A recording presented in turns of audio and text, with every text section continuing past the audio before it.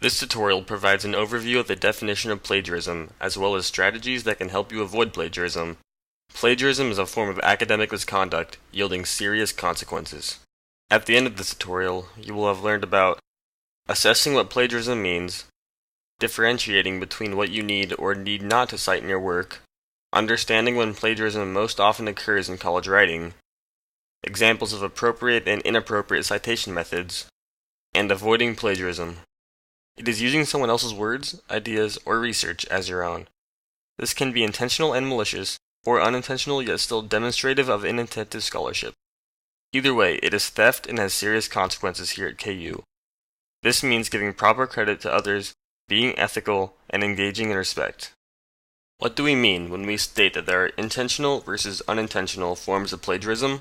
There are some overt forms of plagiarism, such as purchasing a term paper on the internet, copying and pasting material from the internet or from a published source directly into your paper, using a friend's paper as your own for the course, or using someone else's ideas or data as your own, and the like. Unintentional plagiarism might include paraphrasing someone's work without citing the original author or forgetting to include a citation in your text and works cited page. Regardless of intention, consequences remain serious. You are responsible for making sure you engage in no form of plagiarism or other academic misconduct as stated by the University of Kansas.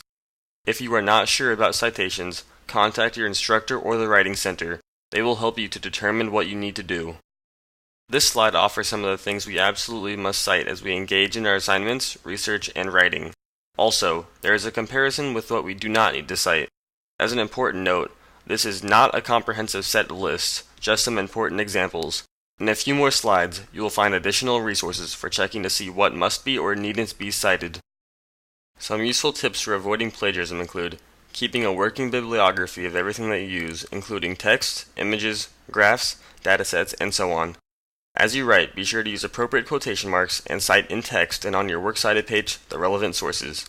You will need to know whether your class and assignment requires certain kinds of citation styles. You may see that you need MLA, APA, Chicago style, or other forms. If you have a question about the correct citation style for your work, please ask your instructor. If you have questions about how to use those various styles, look at the KU Library's homepage for links to the KU Writing Center. Also, there will be some useful clickable links at the end of this tutorial. When you use a summary of others' work in your assignment, you are directly using the central or supplementary claims of the original work. When you use paraphrasing in your assignment, you are representing an idea from the original source in your own words. In either occasion, be sure to include an in-text citation as well as an entry in your works cited page. You are responsible for using these ideas in an ethical manner, and this means citing your sources in text and in your works cited page.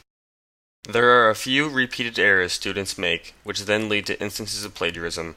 This slide offers a few examples of those most frequent mistakes.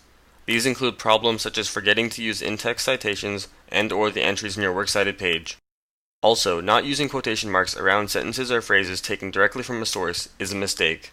Another is using summary or paraphrase which too closely matches the direct text/source. Then there is forgetting to cite images, photos, lyrics, and so on. For more information on determining copyrighted materials and their usage and availability, please refer to a dedicated citation manual or the KU Library's page at guides.lib.ku.edu/copyright. This is an example of responsibly quoting text from a source.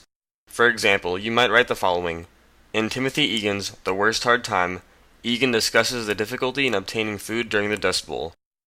For people in no man's land without a cow or a hog of their own, there were 3 ways to get food. Page 165. You use quotation marks and you cite the page number from where you found the quote. Then, in your works cited page, you would give the full publication information about the source. The example on this slide uses MLA formatting. You may have other assignments which ask for APA, Chicago style, or another way of formatting your citations.